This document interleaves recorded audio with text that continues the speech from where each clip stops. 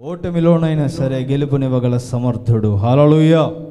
అయితే సరే, ఈరోజు ఎవరైనా ఉండి, అయ్యా నేను మేలు కలిగేలాగా దేవుని చిత్తంలోనే అడుగుతున్నాను, దేవుడిని ప్రేమిస్తున్నాడు, అయినా కానీ ఎందుకని అని అంటే, దేవుడు ఇంకొక మాట కూడా బైబిల్ గ్రంథంలో మాట్లాడాడండి. ఆయన పిల్లలు వర్ధిల్లడానికి, ఆయన పిల్లలు గొప్పవారు అవ్వడానికి, ఆయన పిల్లలు ఎదగడానికి, ఆయన పిల్లలకు దేవుడు ఆశీర్వాదం ఇవ్వాలి అని అనుకున్నాడు. అయితే దానికి కొన్ని నియమాలు దేవుడు పెట్టాడు. అందులో ఒకటి మనం విన్నాం, ఏం చేయాలంట? దేవుణ్ణి మనం ప్రేమించాలి ఒకటి, రెండోది ఏమైనా ఉండాలి? మేలుకరమైనటువంటి ఆలోచనలు ఉండాలి. హల్లెలూయా. ఒకటి. అయితే రెండో విషయం చూడండి ఒకసారి, బైబిల్ గ్రంథం ఉన్నటువంటి వారందరూ కూడా సామెతల గ్రంథము 28వ అధ్యాయము 13వ వచనం. Psalms chapter 28 and verse 13. సామెతల గ్రంథం 28వ అధ్యాయం 13వ వచనం. అతిక్రమములను దాచిపెట్టువాడు వర్ధిల్లడు, వాటిని ఒప్పుకొని విడిచిపెట్టువాడు కనికరము పొందును. హల్లెలూయా. ఇక్కడ దేవుడు మాట్లాడుతున్నాడు. ఆయన పిల్లల్ని దేవుడు ఏం చేయాలనుకుంటున్నాడు? వర్ధిల్లింపజేయాలనుకుంటున్నాడు. దేవునికి స్తోత్రం కలుగును గాక. ఎంతమంది వర్ధిల్లాలని ఆశపడుతున్నారండి? ఎంతమంది వర్ధిల్లాలని ఆశపడుతున్నాడు? వర్ధిల్లడం అంటే తెలుసా? స్కూల్లో ఉంటే అన్నిట్లో ఫస్ట్ నేనే, అంటే మంచిది కాబట్టి నాకు నేను చెప్పుకుంటాను అనుకోండి. స్కూల్లో ఉంటే వర్ధిల్లింపు కోరుకుంటారు, తల్లిదండ్రులు కోరుకుంటారు, చదివే పిల్లలు కోరుకుంటారు. అవును. కాలేజ్లో ఉంటే వర్ధిల్లాలి, అంటే ర్యాంక్స్లో కావచ్చు, మార్క్స్లో కావచ్చు, టీచర్స్ దగ్గర మెప్పులో కావచ్చు, అన్నిట్లో. అవునా. తల్లిదండ్రులు కూడా ఏం చేస్తారు? నానా ఫెయిల్ అయినట్టు, అవునా ఫెయిల్ అయ్యా స్వీట్ బాక్స్ తెచ్చుకుంది అనేవాళ్ళు లేరు. అవునా. అవునా ఫెయిల్ అయ్యా ఒక మంచి బెల్ట్ కొనుక్కొచ్చాను అనేవాళ్ళు ఉన్నారు, కానీ స్వీట్లు తెచ్చేవాళ్ళు లేరు. అదే నాన్న నేను ఫస్ట్ వచ్చానంటే, అదే నాన్న నేను క్లాస్ టాప్, స్కూల్ టాప్ అంటే, అవునా.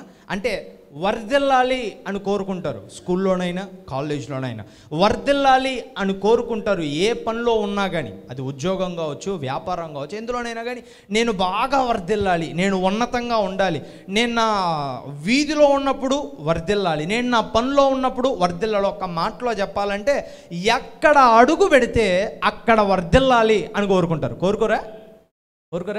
నేను పలానా చోటుకి వెళ్తున్నాను, అక్కడ నేను పైన ఉంటే బాగుండు. పలానా ఉద్యోగంలోకి వెళ్తున్నాను, టక వారం లోపల నేను వాళ్ళకి సీఈఓనో లీడర్ అయితే బాగుండు. వర్ధిల్లింపు కోరుకుంటారు. అయితే దేవుడైన యేసయ్య మాట్లాడుతున్నాడు, వర్ధిల్లాలంటే ఏముండాలంట? అతిక్రమములను దాచిపెట్టువాడు వర్ధిల్లడు. నేను మాట్లాడుతున్నటువంటి మాట, అతిక్రమములను దాచిపెట్టువాడు వర్ధిల్లడు, వాటిని ఒప్పుకొని విడిచిపెట్టువాడు వర్ధిల్లుతాడు. హల్లెలూయా. కనికరం పొందుతాడు అనేటువంటి మాటకు అదే ఇంకా దేవుడు వర్ధిల్లింపజేస్తాను నిన్ను అంటున్నాడు. అవును. ఈరోజు చూడండి, ఆయన మాట్లాడుతున్నాడు, ఒకడు ఎదగడము చాలా ప్రాముఖ్యం, వర్ధిల్లడము చాలా అవసరం, అభివృద్ధి అవ్వడం చాలా అవసరం ప్రతి మానవుడికి. అవునా. ఎవరైనా సరే నేను ఒక గుడిసె కట్టుకున్నాను అందులోనే ఉండాలి అనుకునే వాళ్ళు ఉన్నారా?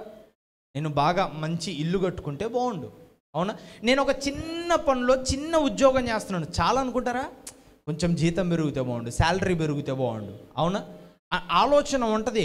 అయితే దేవుడు అంటున్నాడు, నేను నిన్ను వర్ధిల్లింపజేస్తాను. హల్లెలూయా. అయితే ఎలా వర్ధిల్లాలి అంటే ఆయన ఒక చిన్న రూల్ పెట్టాడు అనమాట. ఈరోజు ఒక మాటలో చెప్తున్నానండి, క్రైస్తవులు అనేటువంటి మీరు ఒక మాటలో మనం సంతోషపడాలి. ఏందో తెలుసా? దేవాది దేవుడైన యేసయ్య ఈరోజు నీతో నాతో ఒక మాట మాట్లాడుతున్నాడు. వర్ధిల్లాలని ఆశ కలిగిన నీతో నాతో ఆయన ఒక మాట మాట్లాడుతున్నాడు. ఏంటో తెలుసా? నేను నిన్ను వర్ధిల్లింపజేస్తాను. హల్లెలూయా. నేను నిన్ను ఆశీర్వదిస్తాను, నేను నీకు నెమ్మదినిస్తాను. నీ కుటుంబంలో నువ్వు లోపలికి వచ్చినప్పుడు, వెలుపలికి వెళ్ళినప్పుడు నీకు ఆశీర్వాదం ఉంటుంది. నువ్వు ఏ పనిలో ఉన్నా నీకు ఆశీర్వాదం ఉంటుంది. నువ్వు ఎక్కడ అడుగు పెట్టినా నీకు వర్ధిల్లింపు ఉంటుంది.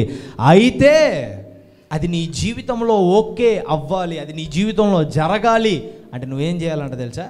నీ పాపములను నువ్వు కప్పుకోకుండా, నీ తప్పులను నువ్వు కప్పుకోకుండా యేసయ్య దగ్గరికి, ఆయన పాదాల చెంతకు వచ్చి వాటిని ఒప్పుకొని, సరిపోద్దా?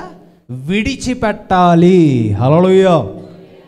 దేవుడు మాట్లాడుతున్నటువంటి మాట, నేను నిన్ను బహుగా ఆశీర్వదిస్తాను అబ్బాయి, నేను నిన్ను బహుగా ఆశీర్వదిస్తానమ్మా, ఉన్నతంగా వర్ధిల్లింపజేస్తాను. అయితే నా కోసం ఒక పని చేస్తావా అని అడుగుతున్నాడు దేవుడు. ఈరోజు అడుగుదామా? ఏం చేయాలి దేవుడా అని అడిగితే ఆయన మాట్లాడుతున్నాడు, నీ జీవితంలో చేసిన తప్పులు ఉన్నాయే, నీ జీవితంలో కొన్ని నాకు విరోధమైన కార్యాలు చేసావే, వాటిని కప్పుకొని తిరుగుతున్నావు నా దగ్గర, ఈరోజు వాటిని ఒప్పుకొని విడిచిపెట్టు, నీ జీవితంలో ఉన్నతమైన ఆశీర్వాదాన్ని ఇస్తాను. హల్లెలూయా. దేవుడు మాట్లాడుతున్నటువంటి మాటలు చాలామంది క్రైస్తవులు ఉన్నటువంటి ఒక మైనస్ పాయింట్ ఏంటో తెలుసా? ఆశీర్వాదాలను చూస్తారు, కానీ అది దేవుడు ఇవ్వడానికి పెట్టిన ఆజ్ఞను వదిలేస్తారు. అందుకే ఈరోజు చాలామంది జీవితాల్లో ఆశీర్వాదాలు లేకుండా ఉన్నారు. ఆశీర్వాదాలను చూస్తారు, చాలా బాగుంటాయి, చాలా బాగా నచ్చుతాయి. అయితే అది ఇవ్వడానికి దేవుడు కొన్ని ఆజ్ఞలు పెడతాడు, వాటిని వదిలేస్తారండి. ఈరోజు దేవుడు ఇస్తున్నటువంటి ఆజ్ఞ ఏంటో తెలుసా? నీ పాపములనంట నువ్వు ఒప్పుకొని విడిచిపెడితే ఏం చేస్తాడంటే దేవుడు బహుగా వర్ధిల్లింపజేస్తాడు. దేవునికి స్తోత్రం కలుగునుగాక. చూడండి ప్రేమైనటువంటి వారులారా, అయితే ఈరోజు వర్ధిల్లాలి అనేటువంటి ఆశ ఉన్నటువంటి వారందరూ కూడా ఏం చేయాలి? మనం దేవుని దగ్గరకు వచ్చి మన పాపాలను ఒప్పుకోవాలి. ఆమేన్. అయితే ఒకటి, ఈరోజు ఎవరైనా ఒక ప్రశ్న నన్ను అడగచ్చు. ఈరోజు ఎవరైనా వచ్చి ఒక ప్రశ్న నన్ను అడగచ్చు, అయ్యా లోకంలో ఉన్నటువంటి వారు ఉన్నారుగా, వాళ్ళు పాపులేగా, లోకంలో ఉన్నటువంటి వారు దేవుడిని అంగీకరించలేదుగా, వారు ఎన్నో కార్యాలు చేసి ఉంటారు, ఏ ఒక్కసారైనా దేవుని దగ్గరకు వచ్చి క్షమించు అని అడిగింటారని నేను అనుకోవట్లా. అయితే మరి వారందరూ అభివృద్ధి పొందుతూనే ఉన్నారుగా, వారందరూ కూడా బాగానే గొప్పోళ్ళు అవుతున్నారుగా, ఈ మాట మాట్లాడతారు కదా. అయితే దేవుడు ఇక్కడ ఒక మాట మాట్లాడానండి, అతిక్రమములను దాచిపెట్టువాడు వర్ధిల్లడు, వాటిని ఒప్పుకొని విడిచిపెట్టువాడు కనికరము పొందును. వర్ధిల్లడం అనేది భూలోకపరమైనది ఒకటి ఉంది, ఆత్మీయపరమైనది ఒకటి ఉంది. అంటే భూలోకపరమైనటువంటి వర్ధిల్లింపు అంటే చాలామంది చూసేది ఏంటో తెలుసా? ఆస్తులు, అంతస్తులు, ధనరాశులు, ఇంకేమంటారు, ఉన్నటువంటి సుఖభోగాలు, పేరు, ప్రఖ్యాతి, వీటన్నిటిని చూస్తారు. నేను తప్పనట్లా. అయితే నాకు అనిపించింది యేసుక్రీస్తు ప్రభువారు చెప్పినటువంటి వర్ధిల్లింపులో ఇంకొకటి ఉంది. లోకంలో ఉన్నటువంటి వాడు ఎంత అభివృద్ధి అయినా, లోకంలో ఉన్నటువంటి వాడు యేసయ్యను అంగీకరించిన వాడు ఎంత గొప్ప స్థాయిలో ఉన్నా ఒకటండి, వాడికి నిజం తెలీదు. ఆమేన్. ఏంటో నిజం? యేసుక్రీస్తు ప్రభు దేవుడు అనే నిజం వాడికి తెలీదు. యేసుక్రీస్తు ప్రభువుని నమ్మనందుకు వాడి వెళ్ళేటువంటి స్థలం ఏది? ఇక్కడ చనిపోయిన తర్వాత నరకానికి వెళతాడు. అవునా? అది వర్ధిల్లింపని ఎలా చెప్తాం? అది ఆశీర్వాదం అని ఎలా చెప్పగలం? అవునా కదా? ఒక రకంగా మాట్లాడితే లోకంలో ఉన్నటువంటి వారందరూ ఎంత గొప్ప స్థాయిలో ఉన్నా సరే, నా దృష్టిలో ఏంటో తెలుసా? తెరవబడినటువంటి జైల్లో కూర్చున్నట్టే. అర్థమైందా? తెరవబడినటువంటి జైల్లో కూర్చున్నట్టు. అది ఏదో ఒక రోజుకు మూసుకొని పోతుంది. ఏ రోజు ఆ రోజు. ఈ భూలోకంలో ప్రతి ఒక్కరూ చావాల్సిందే. చనిపోయిన తర్వాత కళ్ళు తెరిసేది అగ్నిగుండమా, పరలోక రాజ్యమా? దేవుణ్ణి అంగీకరించిన వాడేమో పరలోక రాజ్యానికి వెళ్తాడు, సుఖము, శాంతి, సమాధానం కలిగినటువంటి స్థలము. దేవుణ్ణి అంగీకరించిన వాడు ఈ లోకంలో ఎంత పేరున్నా, ఎంత ఆస్తి ఉన్నా, ఎంత ఉన్నతంగా ఉన్నా వెళ్ళేది ఎక్కడికి? నరకానికే. గుర్తుపెట్టుకోండి ప్రేమైనటువంటి వారలారా. ఈరోజు దేవుడు నాకు అనుగ్రహిస్తానన్నటువంటి అభివృద్ధి ఏంటి? ఈరోజు దేవుడు నాకు ఇస్తానన్న వర్ధిల్లింపు ఏంటో తెలుసా? దేవుడు ఇస్తానన్న దాంట్లో ఆస్తులు, అంతస్తులు, ధనరాశులు అన్నీ ఉన్నాయి. లేవని నేను చెప్పను. ఒక్క భాగం మాత్రం పరలోక రాజ్యం మనకిచ్చేది నేను అన్ను. కరెక్ట్, అది కూడా. అయితే దేవుడు వీటన్నిటిని కూడా ఇస్తాడు. అబ్రహాంకి ఇవ్వలేదా? దావీదుకి ఇవ్వలేదా? సొలొమోనుకి ఇవ్వలేదా? ఆయన ఆశ్రయించిన వారికి ఇవ్వలేదా? ఈరోజు నీకు నాకు ఎందుకు తక్కువ? వీటన్నిటితో పాటు ఏమిచ్చాడో తెలుసా? ఆయన పరలోక రాజ్యాన్ని కూడా ఇచ్చాడు. దేవునికి స్తోత్రం కలుగును గాక. వీటన్నిటితో పాటు దేవుడు ఇంకోటి కూడా ఇచ్చాడు. తండ్రి అయిన దేవుని దగ్గర కుమారుడు, కుమార్తె స్థానాన్ని నీకు నాకు ఇచ్చాడు. హల్లెలూయా. వీటన్నిటితో పాటు మనకు నిజం తెలుసు. ఏంటా నిజం? ఇక్కడ చచ్చిపోయినా అక్కడ కూడా నేను ప్రశాంతంగా ఉంటాను. దేవునికి స్తోత్రం కలుగును గాక. అయితే దేవుడు ఈరోజు నీతో మాట్లాడుతున్నాడు. నేను నిన్ను వర్ధిల్లింప చేయాలి అంటే నువ్వేం చేయాలంట? నీ పాపములను దేవుని దగ్గర ఒప్పుకోవాలి. హల్లెలూయా. ఈరోజు ఎవరి పాపములు వాళ్ళకి తెలుసండి. తెలీదా? ఎవరి పాపములు వారికి తెలుసు, ఎవరి తప్పులు వారికి తెలుసు, ఎవరి దోషణ వారికి తెలుసు, ఎవరు చేసింది వారికి తెలుసు. అయితే అందరూ వారి వారి తప్పులను కప్పుకొని, అందరూ వారి వారి పాపములను కప్పుకొని, నేను దేవుని దగ్గర మంచివాడిని, నేను దేవుని దగ్గర మంచిదాన్ని అన్నట్టుగానే కవరేజ్ ఇస్తున్నారు. దానివల్ల వచ్చే ప్రయోజనం ఏం లేదే. అవునా? నేను 10 మందికి చెప్పమని దేవుడు చెప్పాలి. ఆయన మత్తయి సువార్తలో మాట్లాడతాడు, నీవు ప్రార్థన చేసేటప్పుడు రహస్యంగా చూచు నీ తండ్రికి రహస్యముగా ప్రార్థన చేయి. నీ గది తలుపులు వేసుకొని ప్రార్థన చేయి. వీధిలో ఉండక్కర్లా. నీ గది తలుపులు వేసుకొని నీ అపరాధములు నాకు చెప్పు, అందరికీ చెప్పక్కర్లా. గది తలుపులు వేసుకొని నీ పాపాలు నాకు చెప్పు, అందరికీ చెప్పక్కర్లా. ఈరోజు చాలామంది కూడా ఆ పని కూడా చేయట్లా. ఎందుకులే దేవుడా, నీకు తెలుసుగా నేను ఎంత మంచోన్నో, అయితే ఆయనకు తెలిసినటువంటి నీలో ఉన్న మురికి నువ్వు ఒప్పుకోవాలా. ఈరోజు దేవుని దగ్గరకు వచ్చి నీ పాపంలో ఒప్పుకుంటేనంట దేవుడు నిన్ను బహుగా ఆశీర్వదిస్తాడు. దేవునికి స్తోత్రం చెల్లిద్దాం. హల్లెలూయా. ఎవరి పాపంలో వారికి తెలుసు. ఈరోజు సిగ్గక్కర్లేదండి, దేవునికి సమస్తమును తెలుసు. ఆయన మాట్లాడతాడు బైబిల్ గ్రంథంలో, నువ్వు కూర్చుండుట లేచుట సమస్తం ఆయనకి తెలుసంట. ఈరోజు వచ్చి కనుక నువ్వు దేవుని సన్నిధిలో ఒప్పుకుంటే, మన దేవుడు నమ్మదగినవాడు. ఆయన ఒక మాట అన్నాడు, నీ పాపములను నా దగ్గర ఒప్పుకుంటే వాటిని మరెన్నడూ నేను జ్ఞాపకం చేసుకోను. ఈరోజు ఒప్పుకోండి, మీ పాపములను విడిచిపెట్టండి, యేసయ్య వాటిని తుడిచివేస్తాడు. ఇదిగో ఆయన అంటున్నాడు, వర్ధిల్లుతావు. ఆమేన్.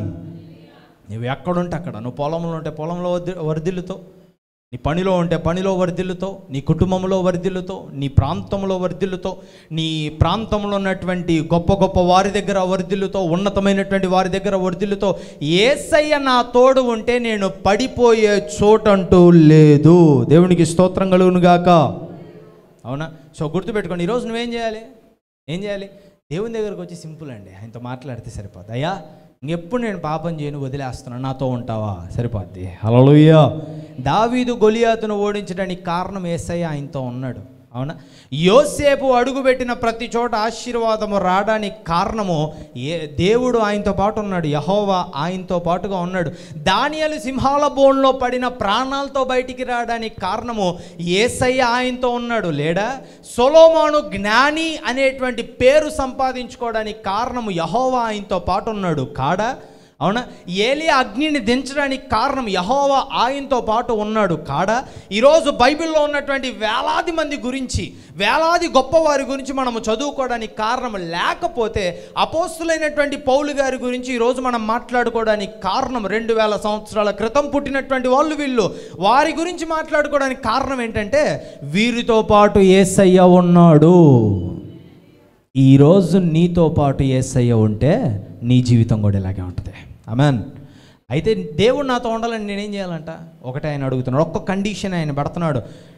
దేవుని దగ్గర నుంచి మనం అన్నీ కోరుకుంటాం, తప్పు కాదు. అయితే దేవుని దగ్గర నుంచి ఒకటి కోరుకుంటున్నాడు ఈరోజు, నీ పాపములు ఆయన దగ్గర ఒప్పుకొని విడిచిపెట్టు. దేవునికి స్తోత్రం కలుగును గాక.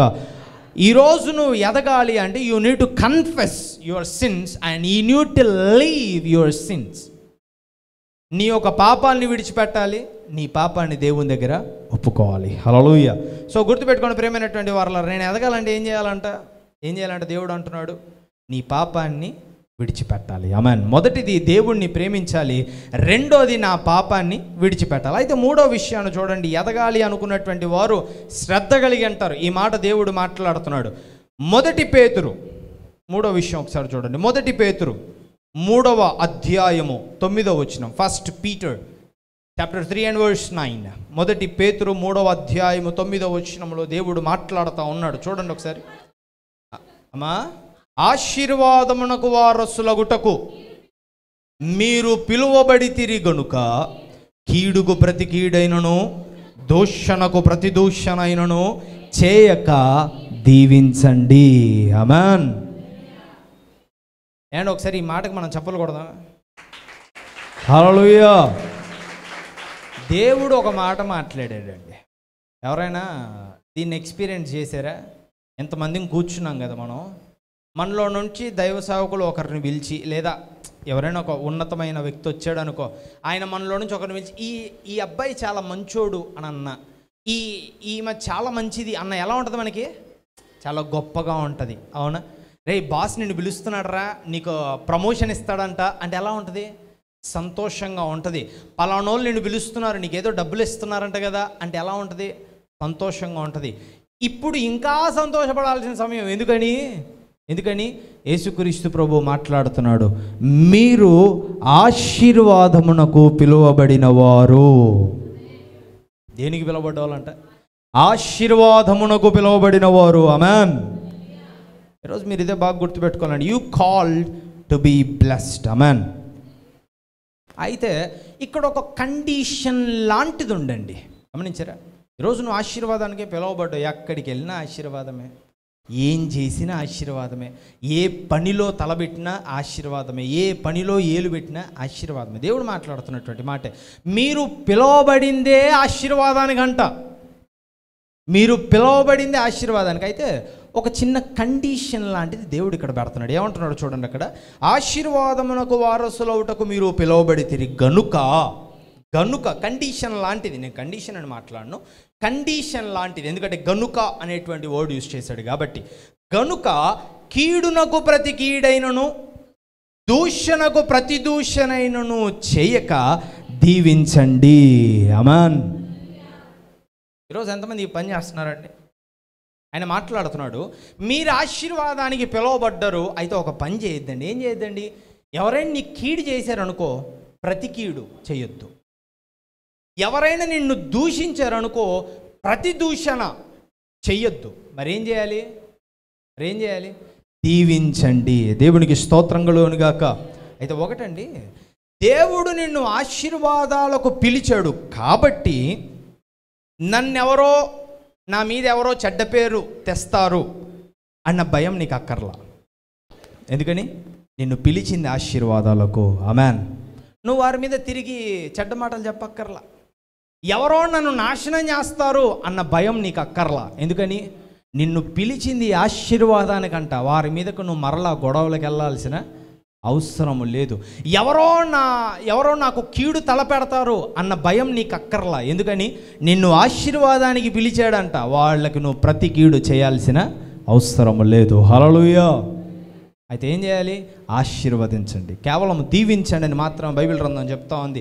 అయితే ప్రేమైనటువంటి వారలారా, ఈరోజు దేవుడు అంట ఆయన పిల్లలను ఆశీర్వాదానికి పిలిచాడు. ఒకవేళ ఇంతవరకు కూడా నీ జీవితంలో, నా జీవితాన్ని ఎందుకు పుట్టించాడు ఇంత దారుణంగా ఉంచే దగ్గరికి, నా జీవితాన్ని ఎందుకు తయారు చేశాడు ఇంత దీన స్థితిలో పెట్టేగాడికి, చాలామంది బైబిల్ని చదివి ఓహో ఇందుకా దేవుడు నన్ను పుట్టించింది అని నేర్చుకోవడం వదిలిపెట్టి ఎందుకు నన్ను దేవుడు పుట్టించాడా అని బైబిల్ని మూసేసి ఆలోచిస్తారు. ఆలోచించారు ఎవరైనా? దేవుడు బైబిల్ గ్రంథాన్ని ఇచ్చినప్పుడు ఇందులో చదువుతా దేవుడు నా మీద ఎలా ఉన్నాడా అని తెలుస్తుంది. దీన్ని మూసేసి దేవుడు నన్ను ఎందుకు పుట్టించాడు అది తెలుసుకోవడానికి బైబిల్ ఇచ్చింది. ఆమేన్. అవునా? అది తెలుసుకోవడానికి దేవుడు మనకు ప్రార్థన నేర్పింది. అది తెలుసుకోవడానికి దేవుడు ఆయన దాసుల ద్వారా మనతో మాట్లాడేది. గమనించండి ప్రియమైనటువంటి వారలారా, ఈరోజు నీవంట ఆశీర్వాదానికి పిలువబడ్డవాడివి. అయితే దూషణకు ప్రతి దూషణ చేయనక్కర్లేదు, కీడుకు ప్రతి కీడు చేయనక్కర్లేదు. ఈరోజు గుర్తుపెట్టుకో, ఆశీర్వాదానికి పిలువబడ్డావు కాబట్టి ఆశీర్వాదములోనే నిలబడు. దూషణకు ప్రతి దూషణ చేసి కీడుకు ప్రతి కీడు చేసేటువంటి బురదలోకి మరలా వెళ్ళొద్దండి. ఈరోజు భూలోక పరంగా క్రైస్తవుని యొక్క ఎదుగుదల ఎలా ఉంది? తక్కువగా ఉందా, ఎక్కువగా ఉందా? చెప్పండి. ఎలా ఉంది మన జీవితం? ఎక్కువగానే దేవుడు ఉంచాడు. దేవునికి స్తోత్రం కలుగును గాక. కైండ్ ఆఫ్గా బైబిల్లో 2 మాటలు ఉంటాయండి. దేవుడు ఇక్కడ ఒక మాట మాట్లాడాడు, ఆశీర్వాదమునకు వారసులవుటకు మీరు పిలువబడితిరి గనుక కీడుకు ప్రతి కీడైనను దూషణకు ప్రతి దూషణైనను చెయ్యక దీవించండి. ఈరోజు మీకు ఒక ప్రశ్న రావచ్చు, అయ్యా మరి చాలామంది మనమే తిరగబడుతున్నారు కదా, చాలామంది మనల్ని ద్వేషిస్తున్నారు కదా, చాలామంది మనల్ని కొట్టాలని చంపాలని ఎదురు చూస్తున్నారు కదా. బైబిల్ గ్రంథంలో దేవుడు ఇంకొక మాట కూడా మాట్లాడాడు. ఏమని మాట్లాడేది తెలుసా? యుద్ధము యెహోవాదే. హల్లెలూయా. యుద్ధం ఎవరిది? యెహోవాదంట యుద్ధం. అయితే మనం దేనికి పిలవబడ్డోళ్ళం? మనం గొడవ పడ్డానికి పిలవబడలేదే, మనము తిట్టుకోవడానికి పిలవబల్ల. అవునా? మనము దూషణకు ప్రతి దూషణ చేయడానికి పిలవబల్ల, మనము నిందకు ప్రతినింద చేయడానికి పిలవబల్ల, మనము కత్తి పట్టుకోవడానికి కర్ర పట్టుకోవడానికి యుద్ధం చేయడానికి పిలవబల్ల. దేనికి పిలవబడ్డాం? ఆశీర్వాదాలకు పిలవబడ్డారు. మరి మమ్మల్ని దూషించే వాళ్ళ పరిస్థితి? యుద్ధము నాది అన్నాడు యేసయ్య. హల్లెలూయా. అవునా కదా? సింపుల్ అండి. ఒక కుమారుడు ఉన్నాడు, ఆ కుమారుడికి ఒక తండ్రి ఉన్నాడు. అయితే ఒక 4 పిల్లలు రాళ్ళు ఇసిరారు. ఆ పిల్లోడికి రాళ్ళు పల్ల, వాళ్ళ నాన్న తీసుకొని ఎత్తుకున్నాడు, రాళ్ళు బల్ల, అవి ఎక్కడికో వెళ్ళిపోయి పడ్డాడు. అయితే నీకు పల్లేదు కదా వెళ్ళిపోదామా అని అనలా తండ్రి. ఆ పిల్లోడిని ఆడదించి వెళ్ళి ఆ 4 పిల్లల్ని కొట్టొచ్చాడు. ఇప్పుడు చెప్పండి, దాడి చేసింది కొడుకు మీద, పగ తీర్చుకుంది తండ్రి. ఆమేన్. మన లైఫ్లో కూడా అంతే. క్రైస్తవులము ఆశీర్వాదం కోసం పిలువబడ్డాం, దేవుడు కాపాడుకుంటాడు. అయితే పగ దేవుడు తీర్చుకుంటాడు. నీ హృదయంలో పగ ఉండకూడదు. ఆమేన్. ఒక్క బుద్ధి మానుకోవాలంటే ఏంటి ఆ బుద్ధి అంటే, దూషణకు ప్రతి దూషణ చేయకూడదు, కీడుకు ప్రతి కీడు చేయకూడదు. కానీ ఒకటి అలవాటు చేసుకోవాలి. ఈరోజు క్రైస్తవులు ఆశీర్వాదానికి పిలువబడ్డవాడు జీవితంలో ఇది ఉంటుంది. ఏముంటుంది తెలుసా? ఆశీర్వదిస్తాడు. హల్లెలూయా. దూషణకు ప్రతి దూషణ లేదు, కీడుకు ప్రతి కీడు లేదు, కానీ ఒకటే ఉంది. ఏంటి? వారిని దీవించండి. ఆమేన్. నాకు ఈ మాట ఒకలాగా అనిపించిందండి. ఏమనిపించిందో తెలుసా? ఆశీర్వదించండి అనేటువంటి మాట నాకు ఎలా కనపడిందంటే, నాకు ఆశీర్వాదాలు ఉన్నాయి, లోకస్తులకు ఆశీర్వాదాలు లేవు. కయ్యూను ఏబేలు సామెత, యాకోబు ఏశావు సామెత. యాకోబు ఆశీర్వదించబడ్డాడు, కయ్యూను ఆశీర్వదించబడలా. ఇద్దరిలో ఎవరు వచ్చారు యుద్ధానికి? కయ్యూను వచ్చాడు చంపడానికి. ఆశీర్వాదము లేనివాడు ఆశీర్వాదం ఉన్న యాకోబును చంపడానికి వచ్చాడు. లోకము ఈరోజు ఒక క్రైస్తవుణ్ణి ఎందుకు నిందిస్తుంది, ఒక క్రైస్తవుడు ఎందుకు అవమాన పాలవుతున్నాడు, ఒక క్రైస్తవుడు ఎందుకు దూషణ పాలవుతున్నాడు అంటే ఇదే, నీకు ఆశీర్వాదం ఉంది. ఆమేన్. అయితే దేవుడు అంటున్నాడు ఆశీర్వదించండి వారిని కూడా. ఒక కైండ్ ఆఫ్గా చెప్పాలంటే జాలిపడండి వాళ్ళ మీద. లేవు. ఈరోజు గుర్తుపెట్టుకోండి ప్రేమైనటువంటి వారలారా, మనమంట ఆశీర్వాదానికి పిలువబడ్డోళ్ళం కాబట్టి ఈరోజు కీడుకు ప్రతి కీడు చేయాల్సిన అవసరము లేదు.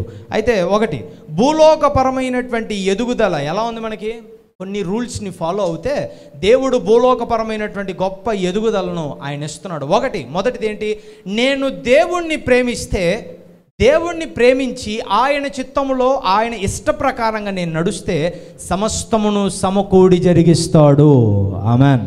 అవును కదా? ఆయన సమస్తమును సమకూడి జరిగిస్తాడు. రెండో విషయం, దేవుడు ఏమని మాట్లాడుతున్నాడు అక్కడ? దేవుడు ఏమని మాట్లాడుతున్నాడు?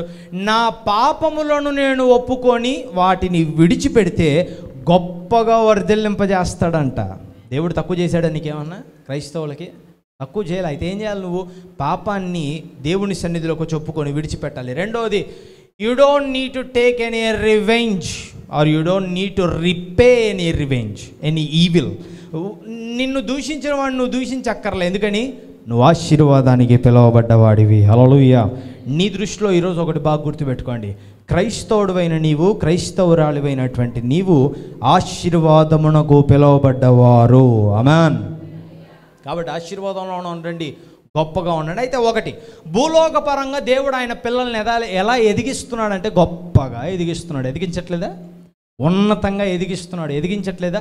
సో ఈరోజు నీ జీవితంలో నా జీవితం ఇంతేనేమో అంటే కాదు. నీ జీవితం ఇది కాదు, నీ జీవితం గొప్పదే. నీ జీవితం ఈ తక్కువ స్థాయి కాదు, నీ జీవితం గొప్పది. మరి ఎందుకయ్యా గొప్ప స్థాయికి నేను వెళ్ళలేకపోతున్నానంటే, నువ్వు దేవుణ్ణి ప్రేమించట్లేదేమో, లేకపోతే దేవుని దగ్గర నీ పాపాలు ఒప్పుకోలేదేమో, లేకపోతే నీ హృదయంలో ఈర్ష్య ద్వేషము కుళ్ళుందేమో. వాటిని కనుక నీవు వదిలేస్తే, దేవుడు చెప్పిన మాట వింటే గొప్పగా దేవుడు ఆశీర్వదిస్తాడు. నమ్మిన వారం దేవునికి స్తోత్రం చెల్లిద్దామా? హల్లెలూయా. అయితే ప్రేమైనటువంటి వారలారా, ఇప్పుడు అయితే భూలోకపరమైనటువంటి ఆశీర్వాదాలు ఎంతమందికి నచ్చాయి? ఒకసారి చేతులు ఎత్తండి. నచ్చాయా? దేవునికి స్తోత్రం. నాకు కూడా నచ్చాయి, పర్లా. అయితే ఒకటి, ప్రేమైనటువంటి వారలారా, దేవునికి స్తోత్రం కలుగును గాక. సరే, దేవునికి స్తోత్రం. సరే, ఓకే. భూలోకపరమైనటువంటి ఎదుగుదల ఎంతమందికి నచ్చింది? అందరికీ నచ్చింది. భూలోకపరంగా దేవుడు ఏది ఆశీర్వదించినా, ఓహో మా దేవుడు మామూలుగా చేయలేదు, మా జీవితంలో గొప్ప కార్యాలు చేశాడు అనేటువంటి సంతోషం వస్తుంది. సరే, అయితే భూలోకపరమైనటువంటి ఆశీర్వాదాలు నీకు చాలా చాలా. అయితే దేవుడు ఒకటండి, భూలోకపరమైనటువంటి ఆశీర్వాదాలు ఎన్నైనా ఇస్తాడు. అయితే ఆయన ఒక మాట మాట్లాడాడు, పైనున్న వాటిని వెతకండి. కిందున్నవి చాలా ఉంటాయి, కిందున్నవి ఎన్నో వస్తాయి. అయితే దేవుడు ఏమంటున్నాడు తెలుసా? పైనున్న వాటిని వెతకండి. దేవునికి స్తోత్రం కలుగును గాక. దేవుడు ఈరోజు నీ జీవితంలో కోరుకునేటువంటి అభివృద్ధి ఏంటో తెలుసా? భూలోకపరమైనటువంటి అభివృద్ధి కాదు ఆయన కోరుకుంటుంది, ఆత్మీయమైన అభివృద్ధిని దేవుడు కోరుకుంటున్నాడు. భూలోకపరమైన అభివృద్ధి వద్దని నేను చెప్పట్లా, అది కావాలి. అయితే దానికంటే ప్రాముఖ్యమైనది ఏముండాలో తెలుసా? ఏమంటారు? ఆత్మీయమైన అభివృద్ధి, the spiritual growth. You need this. ఆత్మీయమైనటువంటి అభివృద్ధి నీకుండాలి. ప్రేమైనటువంటి దేవుని బిడ్డలారా, ఈ అభివృద్ధి ఎప్పుడైతే నీ జీవితంలో ఉంటుందో అది దేవునికి సంతోషకరంగా ఉంటుంది. జస్ట్ అండి ఒక మాట చెప్తా, భూలోకపరంగా నేను అభివృద్ధి చేసినప్పుడు సంతోషిస్తావా? దేవునికి కృతజ్ఞత స్తుతులు చెప్తావా?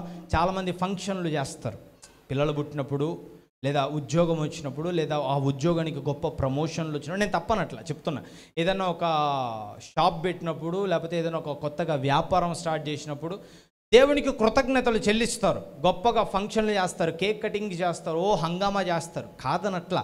అయితే ఇప్పుడు నీకు ఇవ్వాల్సింది నీకు ఇచ్చినప్పుడు సంతోషపడ్డు. మరి దేవుడు దేన్ని బట్టి సంతోషపడతాడు? ఒక మాట చెప్పండి నాకు. దేవుడు దేన్ని బట్టి సంతోషపడతాడు? ఈరోజు నేను నా కుటుంబంలో గొప్ప ప్రార్థన పెట్టిచ్చా, నాకు ఉద్యోగం వచ్చిందని సంతోషపడతాడా? నేను నా కుటుంబంలో గొప్ప విందు చేశా, కుమారుడో కుమార్తె పుట్టిందని, దేవుడు సంతోషపడతాడా? ఆయన పండగ చేసేది ఎప్పుడో తెలుసా? నీ జీవితంలో ఆత్మీయమైన ఎదుగుదల వచ్చినప్పుడు. హల్లెలూయా.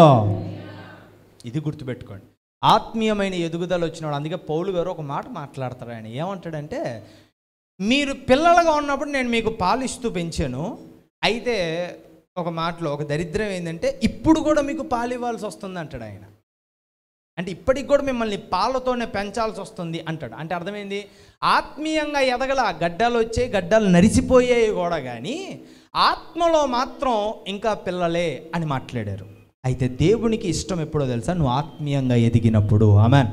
అయితే చూద్దాం, ఆ మాటలు ఒకటి మనం చెప్పుకొని ఇంక మనం ముగించేసుకుందాం. ఆత్మీయమైనటువంటి ఎదుగుదల మొదటిది ఏంటంటే స్థిరత్వం, దేవునితో సహవాసం. ఇది బేసిక్ థింగ్, గుర్తుపెట్టుకోండి. స్థిరత్వం, దేవునితో సహవాసం. పౌలు గారి జీవితంలో ఇది జరిగింది. బైబిల్ గ్రంథంలో ఉన్నటువంటి వారందరూ కూడా అపోస్తుల కార్యములు 9వ అధ్యాయము 3వ వచనం నుంచి ఒకసారి మనం చదువుతాం. అపోస్తుల కార్యములు 9వ అధ్యాయం 3వ వచనం నుంచి నేను చదువుతున్నాను. అతడు ప్రయాణము చేయుచు దమస్కు దగ్గరకు వచ్చినప్పుడు అకస్మాత్తుగా ఆకాశము నుండి ఒక వెలుగు అతని చుట్టూ ప్రకాశించెను. అప్పుడు అతడు నేల మీద పడి మాట్లాడుచు, సౌలా సౌలా, నీవేళ నన్ను హింసించుచున్నావని అతనితో ఒక స్వరము పలుకుట వినెను. మాట్లాడుచు, ప్రభువా నీవెవడవని అతడు అడుగగా ఆయన మాట్లాడుచు, నేను నీవు హింసించుచున్న యేసును, లేచి పట్టణములోనికి వెళ్ళుము, అక్కడ నీవు ఏమి చేయవలనో అది నీకు తెలుపబడునని చెప్పాను. ఆమెన్. ఇక్కడ పౌలు గారు చూడండి ఏమంటారు, దమస్కు పట్టణానికి వెళ్తున్నాడు. ఎందుకు వెళ్తున్నాడు ఈయన? క్రైస్తవులను చంపడానికి ఈయన దమస్కు పట్టణానికి వెళ్తున్నాడు. యేసుక్రీస్తు ప్రభు అంటే గిట్టదు కదా. ఒక మాటలో చెప్పాలంటే నేను ఒక మాట చెప్పాల పౌలు గారి గురించి. ఆయన ప్యాషనేటెడ్ జాబ్ ఒకటి ఉంది పౌలు గారికి. ప్యాషనేటెడ్ జాబ్ అంటే తెలుసా, కొంతమందికి ఏమంటారు, ప్యాషనేటెడ్ జాబ్స్ ఉంటాయి, ప్యాషనేటెడ్గా జాబ్స్ ఉంటాయి. ఎంత పెద్ద చదువు చదివినా నాకు బట్టల షాప్ పెట్టుకోవడం ఇష్టం అంటారే, ప్యాషన్ అన్నమాట. దాంట్లో ఎంత గొప్ప డాక్టర్ చదువు చదివినా నీకు ఇష్టం ఏంటంటే ఫ్యాషన్ డిజైన్ అంటే నాకు ఇష్టం అంటారే, వాటిని ప్యాషన్ అంటారు, వాటిని ఇష్టంగా చేస్తారనమాట. సౌలు గారికి ప్యాషనేటెడ్ జాబ్ ఏందో తెలుసా? యేసుక్రీస్తు ప్రభువారిని ఆరాధించే వాళ్ళని చంపడం ఇష్టం. ఈయనున్న ప్రాంతం వరకే కాదు అది చేసేది. ఏనా ప్రాంతం వదిలిపెట్టి మరి తాకీదులు రాసుకొని మరి వెళ్తాడు వేరే ప్రాంతానికి, వదిలిపెట్టకుండా అలా చేసేవాడు. అలాగే దమస్క్ అనేటువంటి ఒక ప్రాంతానికి వెళ్తున్నాడు, అక్కడ ఉన్న వాళ్ళు కూడా చంపాలని. దారిలో యేసుక్రీస్తు ప్రభువారు తగిలాడు. యేసుక్రీస్తు ప్రభువారు వచ్చేసరికి ఒక గొప్ప వెలుగు వచ్చేసరికి ఆయన వెళ్తున్న గుర్రం మీద నుంచి కింద పడ్డాడు. ప్రభువా నువ్వు ఎవరు అని అడిగాడు. అడిగినప్పుడు ఆయన అన్నాడు, పౌలా నువ్వు హింసిస్తున్నావే, నువ్వు బాధ పెడుతున్నావే, ఆ యేసయ్య నేనేనా? ఆయన లేచి పట్టణంలోకి పో, అక్కడ నీకేం చేయాలో చెప్తాడు అని చెప్పి అంటాడు అనమాట. ఆయన పట్టణంలోకి వెళ్ళేసరికి ఆ వెలుగుకి గుడ్డివాడు అవుతాడు పౌలు గారు.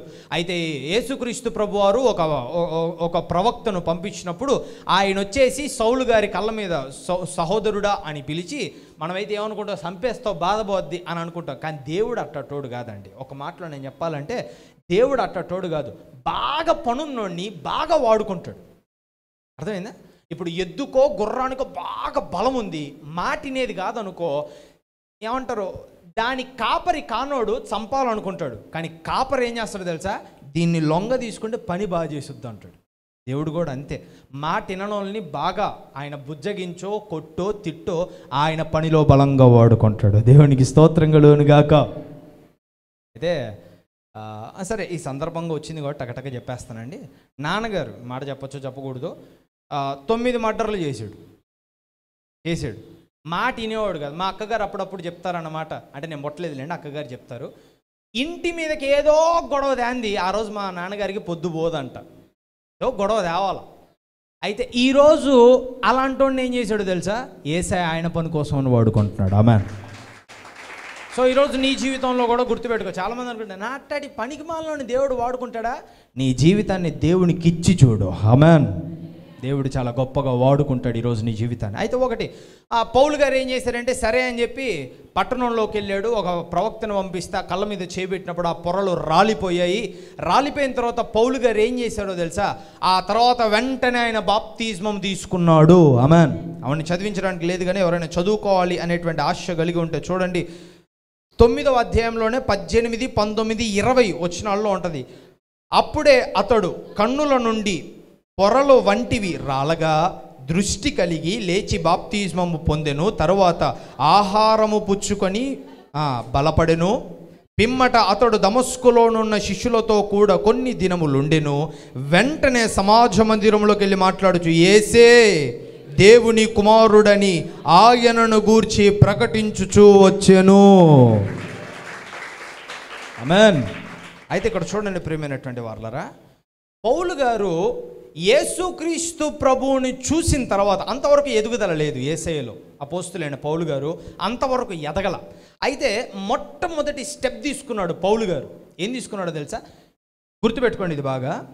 ఆత్మీయ జీవితంలో నేను ఎదగాలి అంటే ఈ రెండు ప్రాముఖ్యం. అందులో మొదటిది ఏంటో తెలుసా? స్థిరత్వం. రెండోది దేవునితో సహవాసం. స్థిరత్వం ఏంటంటే, పౌలు గారు యేసుక్రీస్తు ప్రభు వారితో ఫేస్ టు ఫేస్ అయిన తర్వాత వదిలేసి తన పాత జీవితానికి పోలా. ఆయన ఏం చేశాడు? యేసుక్రీస్తు ప్రభువే దేవుడు. హి బిలీవ్డ్ ఇట్. ఆయన నమ్మాడు. నమ్మి దేవుని దగ్గర బాప్తిస్మం పొందాడు. అంటే ఏం చేశాడు? ఆయన తన పాపాలను ఒప్పుకొనయ్యా, నీ కొరకని జీవిస్తాను. ఆమేన్. నీ కొరకని జీవిస్తాను తీర్మానం తీసుకున్నాడు. ఆయన గురించి చదివితే చచ్చేదాకా వెనక్కి తిరగల. ఆమేన్. అదే స్థిరత్వం. ఈరోజు నీలో ఆ స్థిరత్వం కావాలా? ఉందా ఆ స్థిరత్వం? ఈరోజు దేవునికి ఒక మాట ఇచ్చి ఆ మాట మీద నిలబడు. ఈరోజు అదే స్థిరత్వం. మొట్టమొదటికి ఇది ఉండాలండి నీ జీవితంలో ఎదగడానికి. ఇదే బిగినింగ్ అన్నమాట. ఏంటో తెలుసా? స్థిరత్వం. నేను దేవుని దగ్గరకు వచ్చాను. ఇంతవరకు లోకంలో ఉన్నావు నువ్వు, ఇంతవరకు పాపంలో ఉన్నావు నీవు, ఇంతవరకు దేవునికి దూరంగా బ్రతికావు నీవు. అయితే ఈరోజు దేవుడు నీతో మాట్లాడుతున్నాడా? నీ హృదయంలో ప్రేరేపణ వస్తుందా?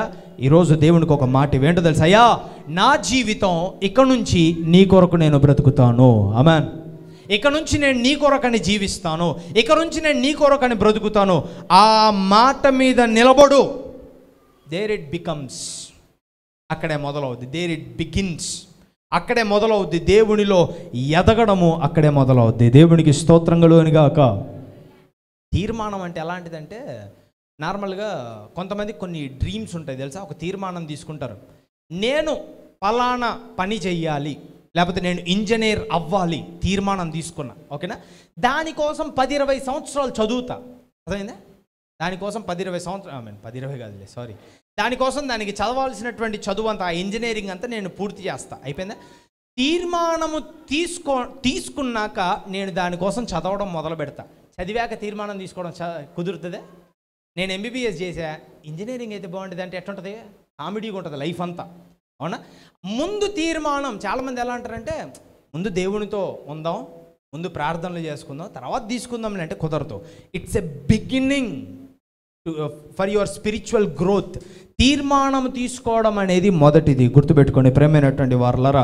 ఈరోజు దేవుని సన్నిధిలో తీర్మానం తీసుకో. హల్లెలూయా. నేను దేవునితో పాటుగా ఉంటాను అనేటువంటి తీర్మానం తీసుకోండి. ఈరోజు నేను దేవుని కోసం బ్రతుకుతాను అనేటువంటి తీర్మానం, ఇది మొదటిది. ఆత్మీయంగా ఎదగాలి అనుకునేటువంటి వారు గుర్తుపెట్టుకోవాలి. ఏంటో తెలుసా? దేవునితో ఉంటాను అనే తీర్మానం మొదటిది. దేవునితో ఉంటానంటే ఏంటి? దేవునికి నచ్చింది చేస్తా, నచ్చింది చేయను. దేవుని కోసమే నా జీవితం అంతా నేను బ్రతుకుతాను. ఆమేన్. ఈ తీర్మానంలో నిలబడండి. సరే, అయితే నేను తీర్మానం తీసుకున్నాను, దేవుని కోసమే బ్రతకాలనుకుంటున్నాను. ఎలా బ్రతకాలి? దేవునికి నచ్చ వదిలేయాలి. ఏం నచ్చవు ఆయనకి? దేవునికి నచ్చేవే పట్టుకోవాలి. ఏం నచ్చుతాయి దేవునికి? ఎలా తెలుస్తుంది చెప్పండి? ఎలా తెలుస్తుంది? ఇప్పుడు మామూలుగా కార్లు, బైక్స్, సైకిల్స్ ఉంటాయా? మన దగ్గర బైకులు ఉంటాయి, లేదా కార్స్ ఉంటాయి కొంతమందికి. ఇప్పుడు ఒక కార్ గురించి మనకు తెలియదు, ఒక బండి గురించి మనకు తెలియదు. ఏం చేస్తాం? షోరూంలోకి వెళ్ళి ఏం అడుగుతాం? భయ్యా, ఈ కార్ విషయం ఏంది అని అడుగుతారు. దాంట్లో సీటు లెదరా, నార్మలా, లైట్లు ఉన్నాయా లేవా, ఏసీ ఉంటుందా ఉండదా, ఇంజన్ ఎంత, దాని స్పీడ్ ఎంత, ఎన్ని సీట్స్ అడుగుతామా? తెలియంది తెలుసుకోవాలి. ఇప్పుడు నేను దేవుని కోసం బ్రతకాలి, ఎలా బ్రతకాలో నాకు తెలియదు. దాన్ని చెప్పాలంటే ఎవరు చెప్పాలి నాకు? యేసయ్యా. హల్లెలూయా. నాకు దేవుడు అది చెప్పాలంటే సెకండ్ బిగినింగ్ థింగ్ ఏందో తెలుసా? దేవునితో సహవాసం, the relationship with Jesus Christ. దేవునితో నేను సహవాసము కలిగి ఉండాలి. ఆమేన్. దేవునితో నేను సహవాసం ఎలా పెంచుకోగలను? ఆయనతో మాట్లాడడం ద్వారా. ఎలా మాట్లాడాలా? ఎలా మాట్లాడాలి? ఫోన్ నెంబర్ ఉంది ఎవరి దగ్గరైనా? ఫోన్ నెంబర్ ఉందే? లేదుగా. మరి how can I talk with Jesus? నేను దేవునితో ఎలా మాట్లాడగలను? ప్రార్థన. దేవుడు నాతో ఎలా మాట్లాడతాడు? అయ్యా ఆయన దగ్గర శాటిలైట్ ఫోన్ ఉందేమో అంటే కాదండి. దేవుడు నాతో ఎలా మాట్లాడతాడు? వాక్యము ద్వారా, దైవజనుల ద్వారా ఆయన నాతో మాట్లాడతాడు. హల్లెలూయా. ఇది బాగా గుర్తుపెట్టుకోండి. ప్రార్థన నేను దేవునితో మాట్లాడడం, వాక్యము చదవడం యేసయ్య నాతో మాట్లాడడం. దేవునికి స్తోత్రం కలుగును గాక. ఈ రిలేషన్షిప్ని కనుక నువ్వు దేవునితో కొనసాగిస్తే, చాలామందికి స్నేహితులు ఉంటారుగా. ఎలా మొదలవుద్ది స్నేహం? మాటల ద్వారా మొదలవుద్ది. అవునా? రోజు మాట్లాడుతూ ఉంటే స్నేహం బలపడుతుంది. ఒకరోజు మాట్లాడి వదిలేస్తే ఆ స్నేహం అలాగే వెళ్ళిపోద్ది. అయితే ఈరోజు దేవుని గురించి నాకు తెలియాలి, నేను దేవునితో కలిసి బ్రతకాలంటే ఈ రెండు నీకు ఇంపార్టెంట్ అండి. స్పిరిచువల్గా ఎదగాలంటే ఒకటి దేవునిలో స్థిరత్వం తీసుకున్నాను, సరిపోద్దా? ఆ స్థిరత్వాన్ని నెరవేర్చాలంటే నాకు వాటి రూల్స్ తెలియాలి. అవి చెప్పాలంటే యేసయ్యతో నేను స్నేహం చేయాలి. హల్లెలూయా. అయితే చాలామంది అంటారు, సార్ మాకు ప్రార్థన చేయడం రాదండి. ప్రార్థన చేయడం రాదండి. ఏమండి ప్రార్థన అంటే ఏంటండి? ప్రార్థన అంటే ఏంటి? ఏదో ప్రార్థన అన్న పేరు పెట్టేసరికి వణికిపోతారు చాలామంది. మాకేడ వస్తుంది ప్రార్థన, మాకేడ శాత ఇది ప్రార్థన. మీ అమ్మ నాన్నతో మాట్లాడతారా? స్నేహితులతో మాట్లాడతారా? బంధువులతో మాట్లాడతారా? ఏమని మాట్లాడతారు? కొంతమంది చిన్నమ్మలు పెదనాన్నలు ఫోన్ చేశారు అనుకో, ఎలా ఉన్నావు అని ఎలా పడితే అలా మాట్లాడరు. ఎలా మాట్లాడతారు? పెదనాన్నగారు బాగున్నారా అంటారే. దేవునితో కూడా అంతే మాట్లాడేది. చిన్నమ్మ బాగున్నారా అంటారే, అంతే దేవునితో కూడా మాట్లాడేది. నాన్న తిన్నావా, అమ్మ తిన్నావా అని అడుగుతారే, అంతే దేవునితో కూడా మాట్లాడేది. ప్రార్థన అంటే అదేదో సపరేట్ పదాలు ఉండవండి, భాషలు మాట్లాడక్కర్లా. దేవునితో నీ తండ్రితో మాట్లాడినట్టుగా మాట్లాడితే చాలు. ఆమేన్. ఇంట్లో ఎవరైనా తండ్రితో మాట్లాడడానికి భయపడే వాళ్ళు ఉన్నారా? తండ్రితో మాట్లాడడానికి ఇసుక్కునే వాళ్ళు ఉన్నారా? అయ్యా నేను ఇసుక్కుంటానే నిజంగా, మా తండ్రితో మాట్లాడాలంటే భయం అయ్యా అన్నారంటే భూలోకపరమైన కుటుంబ జీవితంలో నీకంటే వరస్టోళ్ళు ఎవరు ఉండరు. మరి తండ్రితో తల్లితో మాట్లాడకపోతే ఎట్టండి? అవునా కదా? అయితే తండ్రితో తల్లితో మాట్లాడడం వచ్చుగా, అలాగే దేవునితో మాట్లాడు. ఆమేన్. నా దృష్టిలో నేను దేవునితో మాట్లాడాలన్నప్పుడు నా మనసులో ఏ పదం తీసేయాలి, ఏ పదం పెట్టాలి అవసరంలా. అర్థమైందా? అమ్మో ఈ పదం చెప్తే దేవుడు హట్ అయ్యి నాకు ఇవ్వకపోతే, చాలామందికి వస్తాయి ఇటాడికి. నేను ఇది అన్నాను అనుకో, దేవుడు ఏంది ఇట్లా మాట్లాడాడు, నేను ఇయ్యను ఇడికి అంటాడేమో దేవుడు. అందుకే బైబిల్లో ఒక మాట అంటాడు, నీలోకి ఒక ఆలోచన రాకముందే దేవుడికి తెలుసు అంట. సో నువ్వు దాన్ని కరెక్ట్ చేయనక్కర్లా, ఎలా ఉంటే అలా దేవునికి చెప్పేయచ్చు. ఆయన అర్థం చేసుకునేవాడు. దేవునికి స్తోత్రం కలుగును గాక. సో ఈరోజు గుర్తుపెట్టుకోండి ప్రేమైనటువంటి వారలారా, దేవునితో నువ్వు మాట్లాడు, అయితే దేవుడు నీతో మాట్లాడతాడు. దీని ద్వారా నీకు రిలేషన్షిప్ వస్తుంది. ఆమేన్. ప్రార్థన ద్వారా నువ్వు దేవునితో మాట్లాడావనుకో, వాక్యం ద్వారా దేవుడు నీతో మాట్లాడతాడు. ఎలా మాట్లాడతాడయ్యా దేవుడు? ఈరోజు దేవుడిని ఒక మాటలు మాట్లాడబడుతున్నాయి, ఆయన నీతో మాట్లాడుతున్నాడు ఇప్పుడు. అవునా? ఆయన నీతో మాట్లాడుతున్నాడు. ఆ మాటలను అంగీకరించు. ఆయన గద్దించినప్పుడు గద్దింపుకు లోబడు. ఆయన పొగిడినప్పుడు పొగడతను బట్టి దేవుణ్ణి ఆరాధించు. ఆయన నీ యొక్క అవసరాన్ని బట్టి, నీ యొక్క సమయోచితమైనటువంటి వాటిని బట్టి ఆయన సమయోచితమైనటువంటి మాటలు మాట్లాడతాడు. ఆ మాటలకు అంగీకరించడం, ఆ మాటలకి దేవుణ్ణి ఆరాధించడం ద్వారా నీకు దేవుడికి మధ్యలో స్నేహబంధం ఏర్పడుతుంది. ఆమేన్. అయితే ఇప్పుడు చెప్పండి, నేను ఎదగాలి అంటే నా లైఫ్లో రెండు ఉండాలి. ఆత్మీయంగా ఎదగాలంటే ఒకటేంటి? స్థిరత్వం. రెండోది దేవునితో సహవాసం. ఒకవేళ ఇంతవరకు నీలో స్థిరత్వం లేదేమో, ఈరోజు డెసిషన్ తీసుకోండి. This decision must be your stepping stone today. ఈరోజు నువ్వు తీసుకునేటువంటి నిర్ణయం దేవునితో బ్రతకాలి అని, ఆ నిర్ణయం అనేది నీ విజయానికి ఒక అడుగై ఉండాలి. హల్లెలూయా. అయితే రెండోది దేవునితో సహవాసం. ఈ రెండిటి ద్వారా నువ్వు ఆత్మీయ జీవితంలో ఎదుగుతావు. దేవునికి స్తోత్రం కలుగును గాక. ఒకటి. అయితే ఇంకొక విషయం చూడండి, ఆత్మీయ జీవితంలో నేను దేవుణ్ణి నమ్ముకున్నాను, దేవుణ్ణి ఎరిగాను, దేవునికి నా జీవితాన్ని అప్పగించాను, సరిపోద్దా? అంతటితో సరిపోద్దా? ఒక విషయం అడుగుతాను. మామూలుగా ఫార్మర్స్ ఎవరు లేకపోయినా నార్మల్గా ఈ మాట అర్థమవుద్ది. మన ఇంటి దగ్గర కావచ్చు, లేదా మామూలుగా ఏమంటారు రైతులు ఉంటారే, ఒక ఇత్తనాన్ని తీసుకొచ్చి వారి భూమిలో నాటారనుకోండి, ఒక సీడ్ని. అది మొలకొచ్చింది, అది మొక్క వచ్చింది, సరిపోద్దా? ఇది జాలు నాకు అనుకుంటారా? ఇంటి దగ్గర ఏదైనా ఒక చెట్టు నాటుకున్నాం, అది జస్ట్ ఇంత ఎత్తు పెరిగింది, ఇంకా చాలే, ఏదైతే చెట్టు కాదా అనుకుంటారా? మరి ఏం ఆలోచిస్తారు? ఏది అభివృద్ధి మరి వారి జీవితంలో? అది పెరిగి పెద్దయి ఫలాలు ఇస్తే ఇప్పుడు అది కొండంత పెరిగిన ఫలాలు లేకపోతే వేస్టే మళ్ళీ. అవునా? ఆత్మీయ జీవితము, నేను దేవుణ్ణి నమ్ముకున్నాను, దేవునికి జీవితం ఇచ్చాను, చాలామంది ఇలా సర్దుకోబోతున్నారండి. సరిపోద్దా? సరిపోదు. గుర్తుపెట్టుకోండి ప్రియమైనటువంటి వారలారా, ఫలాలు మనము దేవునికి ఇవ్వాలి. ఆమేన్. ఒక విషయాన్ని నేను చదివిస్తాను చూడండి. అపోస్తుల కార్యములు 26వ అధ్యాయము. అపోస్తుల కార్యములు 26వ అధ్యాయము 28వ వచనం.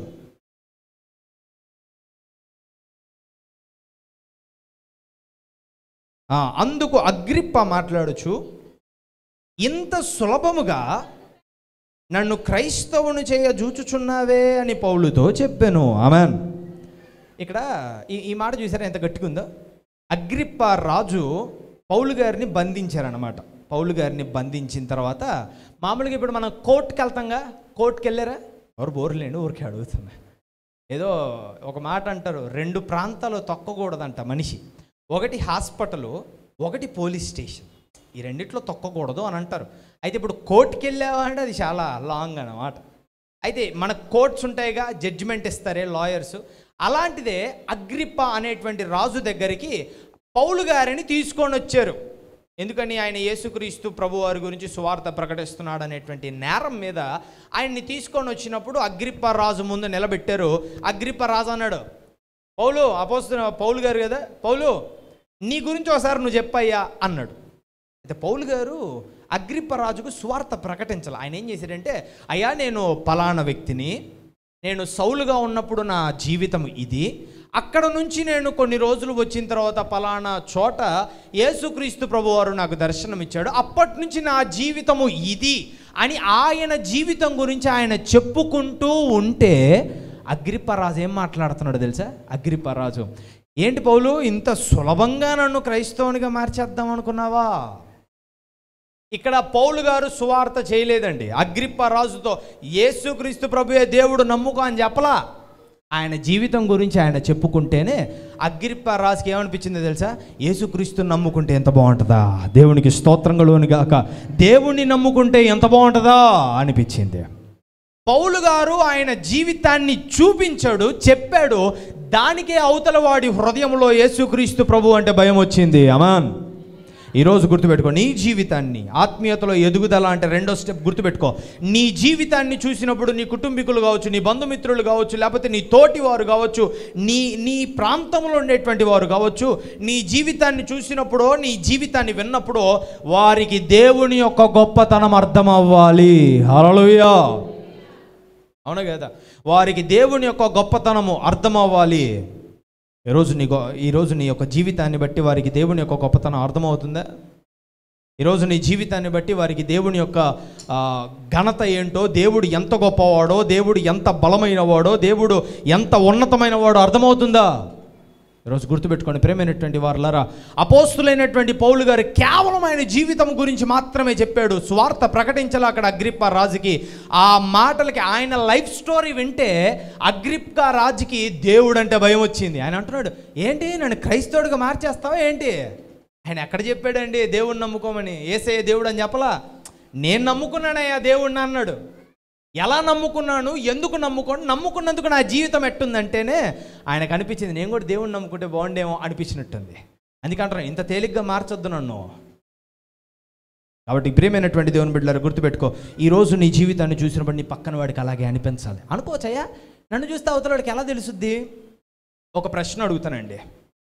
కొంతమందికి ఎలా ఆలోచిస్తారంటే, ఈరోజు నువ్వు కూడా అలాగా ఆలోచించి ఉండొచ్చు, వాడితో తిరిగితే చెడిపోతా అందుకే నేను తిరగట్లా, ఆమెతో తిరిగితే చెడిపోతా అందుకే నేను తిరగట్లా.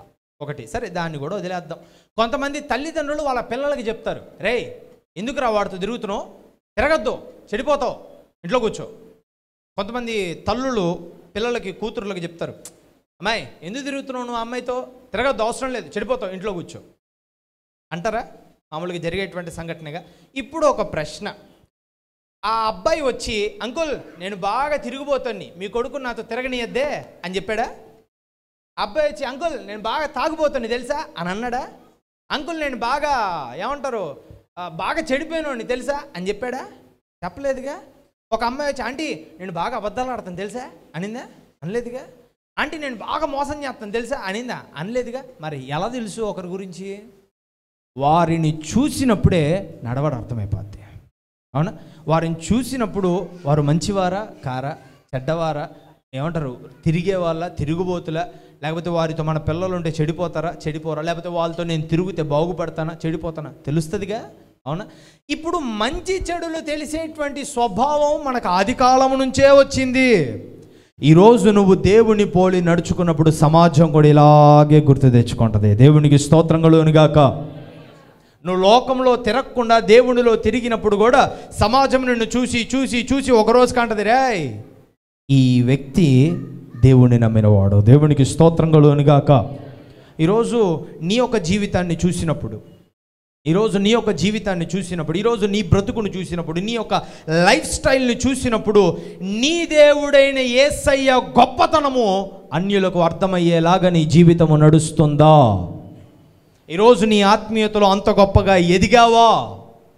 నన్ను అడిగితే చాలామంది క్రైస్తవులను చూసినప్పుడు వీళ్ళ క్రైస్తవులు అనిపించేలాగా ఉన్నాయి చాలా జీవితాలు. నేను ఎవరిని పాయింట్అవుట్ చేయట్లేదండి, తెలిసిన సత్యమేగా. అయితే ఒకటి, లోకమంతా ఒకవైపు అలా ఉంటే ఉండనివ్వండి, వాళ్ళు అలాగే చెడిపోయారుగా, నేనొక్కడిని ఎక్కువనా? ఒక్కడు చాలు. దేవునికి స్తోత్రం కలుగును గాక. ఏదో ఒక సామెత అంటారు, చిలికి చిలికి గాలివాన అయిద్దంట. ఒక్క చినుకే కదా అనుకుంటే అది ప్రచండ వర్షం అవ్వట్లేదా? అవునా కదా? ఏరే కదా నీళ్లు దాటాయి అనుకుంటే అది వరదలే పొంగట్లేదా? ఈరోజు నువ్వు ఒక్కడివై ఉండొచ్చు, కానీ దేవుని కోసం నిలబడితే రేపొద్దున నీతో పాటు లక్షలాది మంది మారుతారేమో. దేవునికి స్తోత్రం కలుగును గాక.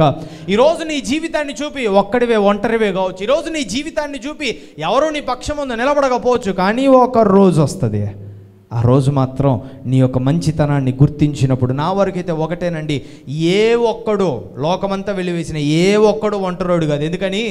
ఎందుకని ఈరోజు నన్ను నా సమాజం వెలివేసింది అనుకో, నన్ను నా కుటుంబం వెలివేసింది అనుకో, నన్ను నా లోకం వెలివేసింది అనుకో, నాతో పాటు యేసయ్య ఉన్నాడు, ఆయనతో పాటు లక్షలాది వేలాది మంది దూతలు ఉన్నారు. దేవునికి స్తోత్రం కలుగును గాక. గుర్తుపెట్టుకొని ప్రేమైనటువంటి వారలారా, ఆత్మీయతలో ఎదుగుదల ఏంటో తెలుసా? ఈరోజు నీ జీవితాన్ని చూసినప్పుడు ఇంకొకరు మారగలగాలి. దేవునికి స్తోత్రం కలుగును గాక. ఈరోజు మారేలాగా నీ జీవితం ఉందా? అయితే ఒకటి, ఇది ఒక్క ప్రశ్న అడుగుతానండి, తర్వాత ఆఖరిది మనం చెప్పుకొని ముగించేసుకుందాం. ఈరోజు మామూలుగా మనం ఒకరికి దేవుణ్ణి నమ్ముకోండి అని చెప్పాల్సిన అవసరం లేదు, దేవుణ్ణి నమ్ముకోండి అని చెప్పాల్సిన అవసరం లేదు. కొన్నిసార్లు మాత్రమే నీ పక్కన వారు ఒక ఇబ్బందిలో ఉన్నారనుకో, ఒక అనారోగ్యంలో ఉన్నారనుకో, ఒక బాధలో ఉన్నారనుకో, ఎప్పుడైనా వారి దగ్గరకు వెళ్ళి దేవుని యొక్క ప్రేమను చూపించావా? అనారోగ్యంతో ఉన్నారు, వెళ్ళి అమ్మా నేను ప్రార్థన చేస్తాను, ప్రార్థన చేసావా? ఇబ్బందులు ఉన్నారు, అయ్యో నేను వచ్చి సాయం చేస్తాను, చేసావా? ఏమండి, కొన్నిసార్లు మనం వారికి చెప్పక్కర్లా, దేవుని ప్రేమను చూపిస్తేనే వారి జీవితంలో మార్పు వస్తుంది. దేవునికి స్తోత్రం కలుగును గాక. నాకు తెలిసినటువంటి ఒక వ్యక్తి ఉన్నాడు, ఆయనకు ఒక అనారోగ్యం వచ్చినప్పుడు మదర్ తెరీసాకి సంబంధించినటువంటి ఒక హాస్పిటల్లో ఆయన జాయిన్ అయ్యాడు. అక్కడ దరిదాపు కొన్ని నెలలు ఉన్నాడు. వాళ్ళు చేసినటువంటి పరిచర్యకే ఆయనకి దేవుణ్ణి నమ్ముకోవాలనిపించిందంట. వారు చేసిన పరిచర్యకి, వారు ఏం చెప్పలా, కానీ వారి పరిచర్యకి, వారి ప్రేమకి, వారి ఓర్పుకే ఆయనకి యేసయ్యను నమ్ముకోవాలనిపించిందంట. అన్నిసార్లు నువ్వు చెప్పక్కర్లా, కొన్నిసార్లు నీ actions will bring a biggest change in their life. కొన్నిసార్లు నీ యొక్క పనులు, నీ యొక్క ఆలోచనలు, నువ్వు చేసేటువంటి పనులే వారి జీవితాన్ని దేవుని వైపుగా మారుస్తాయి. హల్లెలూయా. ఈరోజు నువ్వు అలా ఉండగలుగుతున్నావా? ఈరోజు నీ విశ్వాసం నీ వరకే ఉండకూడదు, నీ పక్కనోడిని మార్చేలాగా ఉండాలి. హల్లెలూయా. నీ పక్కనోడు నీ విశ్వాసాన్ని చూసి వాడు దేవుని యొక్క గొప్పతనాన్ని తెలుసుకునేలాగా ఉండాలి. అయితే ఒకటండి, ఈ రోజుల్లో చాలామంది, నేను ఇదొక మాట చెప్పేస్తాను, ఈ రోజుల్లో క్రైస్తవుల మీద దాడులు జరుగుతున్నాయి, జరగట్లేదా? క్రైస్తవుల మీద దాడులు జరుగుతున్నాయి. అయితే అందులో ఒక మెయిన్ రీజన్ ఏంటి అంటే, నేను ఎవరిని తప్పుపట్టట్లా, ఎవరిని ఏమనట్లా, అందులో ఉన్నటువంటి ఒక మెయిన్ రీజన్ ఏంటంటే, ఒక కైండ్ ఆఫ్గా ఏదో ఏమంటారు, మారుస్తున్నారు అన్నట్టుగానే ఉంది. అయితే ఒకటి, ఎవరిని మార్చట్లా, ఎవరిని ఫోర్స్ చేయట్లా. ఎందుకంటే దేవుడు ఎవరిని ఫోర్స్ చేయడు, అంటే ఎవరిని బలవంత పెట్టడు. ఆయన పిల్లలు ఎవరిని బలవంత పెట్టడు. అయితే ఈరోజు ఎందుకని ఎక్కువ మంది దేవుని వైపుగా తలెత్తి చూస్తున్నారంటే ఒకటే, ఆయన ప్రేమ వేలాది హృదయాలను మారుస్తుంది. దేవునికి స్తోత్రం కలుగును గాక. ఆయన ప్రేమ వేలాది హృదయాలను పట్టుకుంటూ ఉన్నాయి. ఈరోజు ఒక అన్యుడు మారినా, లేకపోతే ఒక మూర్ఖుడు మారినా, లేకపోతే ఒక దేవుని విరోధి మారినది ఒకటే, అది యేసయ్య ప్రేమ తెలుసుకున్నందుకు. దేవునికి స్తోత్రం కలుగును గాక. ఈరోజు గుర్తుపెట్టుకోండి ప్రేమైనటువంటి వారులారా, ఒకరు ఏమంటారు, బలవంతంగా దేవునిలోకి వస్తే దేవుడే వద్దంటాడు. ఎందుకని ఆయనని హృదయపూర్వకంగా ప్రేమించేవారు కావాలి. సో బలవంతాలు లేవు, దేవుని ప్రేమ మనుషులను పట్టుకుంటా ఉంది. ప్రేమైనటువంటి వారులారా, ఈరోజు ఒకటి గుర్తుపెట్టుకో, నువ్వు దేవుని ప్రేమను వారికి చూపి విశ్వాసంలో ఒక మెట్టు ఎదగాలి. అంటే ఎలా ఎదగాలో తెలుసా? నా విశ్వాసం నా వరకు కాదు, నా విశ్వాసం నా పక్క నుండి మార్చాలి. దేవునికి స్తోత్రం కలుగును గాక. నా విశ్వాసం నన్ను చూసేవాడిని మార్చగలగాలి. నా విశ్వాసం నా పక్కన ఉన్నటువంటి వారిని దేవుని దగ్గరికి నడిపించగలగాలి. ఈరోజు నీ విశ్వాసం నీ దగ్గర ఉందంటే ఎదుగుదల లేదు. ఈరోజు ఎదగడానికి ప్రయత్నించండి, ప్రార్థన చేయండి. అయ్యా నేను ఎదగాలనుకుంటున్నాను, నాకు సహాయం చేయను, దేవుడు సహాయం చేయడా? నేను ఎదగాలనుకుంటున్నాను, నాకు సహాయం చేయను, దేవుడు సహాయం చేయడా? ఈరోజు ఆయన సహాయం చేయడానికి సిద్ధంగా ఉన్నాడు. దేవునికి స్తోత్రం కలుగును గాక. అయితే ఆఖరి విషయం అండి, ఎదగాలి అంటే ఆఖరిది ఏంటో తెలుసా? ఒకటి, కదల్చబడని విశ్వాసం ఆఖరిది. ఒక విశ్వాస జీవితంలో కదల్చబడని విశ్వాసం, ది అన్షేకబుల్ ఫెయిత్ అని అంటారు. The unshakeable faith. ఏదో ఆ పాట నాకు గుర్తురాట్లా, సంథింగ్ ఒక ఓల్డ్ సాంగ్ ఉంటుంది, ఏమంటారు, గద్దించు సింహం సంథింగ్, ఏదో నాకు గుర్తురాట్లా, చాలా పాత పాట అది. అందులో కదల్చబడని అన్నట్టుగా ఉంటుంది అన్నమాట. కదలకుండుము సియోను కొండవలే, బెదరకుండుము బలమైన సింహం వలె, యేసయ్య నీ చెంతనుండగా ఏ చింత నీకింక లేదుగా. యేసయ్య నీ చెంతనుండగా ఏ చింత నీకింక లేదుగా. కదలకుండుము సియోను కొండవలె, బెదరకుండుము బలమైన సింహం వలె. కదలకుండుము సియోను కొండవలె, బెదరకుండుము బలమైన సింహం వలె. యేసయ్య నీ చెంతనుండగా ఏ చింత నీకింక లేదుగా. యేసయ్య నీ చెంతనుండగా ఏ చింత నీకింక లేదుగా. హల్లెలూయా. ఎలా ఉండాలి నువ్వు? కదలకుండా ఉండాలంట. That's the final stage in faith. ఒక మాటలో చెప్పాలంటే, నాన్నగారితో నేను రీసెంట్గా ఒక మాట అన్నా. నాన్నగారు, మీ కాలం అంతా కూడా ఒకవేళ ఏమంటారు సాఫీగా జరిగిందేమో కానీ ఇప్పుడు సేవకులు ఉన్నవారికి, ఇప్పుడు సేవకులుగా మారేవారికి మాత్రం ఇట్స్ ఎ ఛాలెంజింగ్ డేస్ అని చెప్పారు. ఇట్స్ ఎ ఛాలెంజ్, అంటే సవాలు విసిరే రోజులు అన్నమాట ఇవి. ఎందుకని అప్పట్లో ఏమంటారు శిష్యులు ఉన్నప్పుడు, అపోస్తులైనటువంటి పౌలు గారు ఉన్నప్పుడు యేసయ్యను పలకరించినా, యేసయ్య మాట చెప్పినా తలకాయ తీస్తాం, కాళ్ళు చేతులు తీస్తాం అన్నారే. Those days are coming back. మళ్ళీ వెనక్కి వస్తున్నాయి. కానీ ఒకటి, ఈరోజు నిలబడాలి. హల్లెలూయా. ఈరోజు కదలని విశ్వాసము కలిగినటువంటి వారిగా నిలబడాలి. దేవునికి స్తోత్రం. అయితే ఒకసారి చూడండి, ఫిలిప్పీలకు రాసినటువంటి పత్రిక 1వ అధ్యాయం 21వ వచనం. ఫిలిప్పీలకు రాసినటువంటి పత్రిక 1వ అధ్యాయం 21వ వచనం.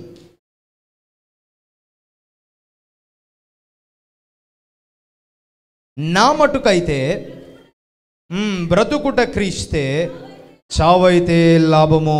దేవునికి స్తోత్రం కలుగును గాక. ఆయన మాట్లాడుతున్నాడు చూడండి పౌలు గారు. నా మట్టుకైతే బ్రతుకుట క్రీస్తే. ఆయన రీచ్ అయ్యాడు అనమాట పీక్స్కి, ఉన్నతమైనటువంటి స్థాయికి వెళ్ళాడు విశ్వాసంలో. ఆయన మాట్లాడుతున్నాడు, నా మట్టుకైతే బ్రతుకుట క్రీస్తే, చావైతే లాభము. ఆమేన్. పౌలు గారు బైబిల్లో ఒక మాట మాట్లాడతారు అనమాట. అదే ఫిలిప్పీలకు రాసిన పత్రిక 3వ అధ్యాయం 11వ వచనంలో ఒక మాట మాట్లాడతాడు ఆయన. ఆయన శ్రమలో, ఫిలిప్పీలకు రాసిన ఫిలిప్పీయులకు రాసిన పత్రిక 3వ అధ్యాయం 11వ వచనం. ఆయన శ్రమలలో పాలివాడనగుట ఎట్టిదో ఎరుగు నిమిత్తమును సమస్తమును నష్టపరుచుకొని వాటిని పెంటతో సమానముగా ఎంచుకొనుచున్నాను. హల్లెలూయా. అపోస్తులైనటువంటి పౌలు గారు చూడండి, ఆయన మారిన తర్వాత ఒక మాట, ఒక క్రైస్తవుడు ఉన్నతమైనటువంటి విశ్వాసాన్ని సంపాదించుకున్నాడని ఎలా తెలుస్తుంది తెలుసా? ఈరోజు నువ్వు ఉన్నతమైన విశ్వాసాన్ని సంపాదించుకున్నావు నీకు ఎలా తెలుస్తుంది తెలుసా? నీకున్నటువంటి స్టేటస్ కావచ్చు, ధనము కావచ్చు, ఆస్తులు కావచ్చు, అంతస్తులు కావచ్చు, ఇవన్నీ కాదు నాకు ఎక్కువ, యేసయ్యే నాకు ఎక్కువ అనేటువంటి ఆలోచన స్థిరంగా లోపలికి వస్తుంది. అప్పుడు ఆమేన్. యోబు గారు ఉన్నారా బైబిల్ గ్రంథంలో? అన్నీ పోయినా ఆయన బాధపడలా. ఎవరి దగ్గరకు వచ్చాడు? యేసయ్య దగ్గరకు వచ్చి నా యథార్థత ఆయనకు తెలుసు అన్నాడు. అయ్యా నా డబ్బు ఎందుకు తీసేసావు అని ప్రార్థన చేయలేదే, నా పిల్లల్ని ఎందుకు చంపావు అని ప్రార్థన చేయలేదే, నా పశుమందలు ఎక్కడా అని ప్రార్థన చేయలే ఆయన.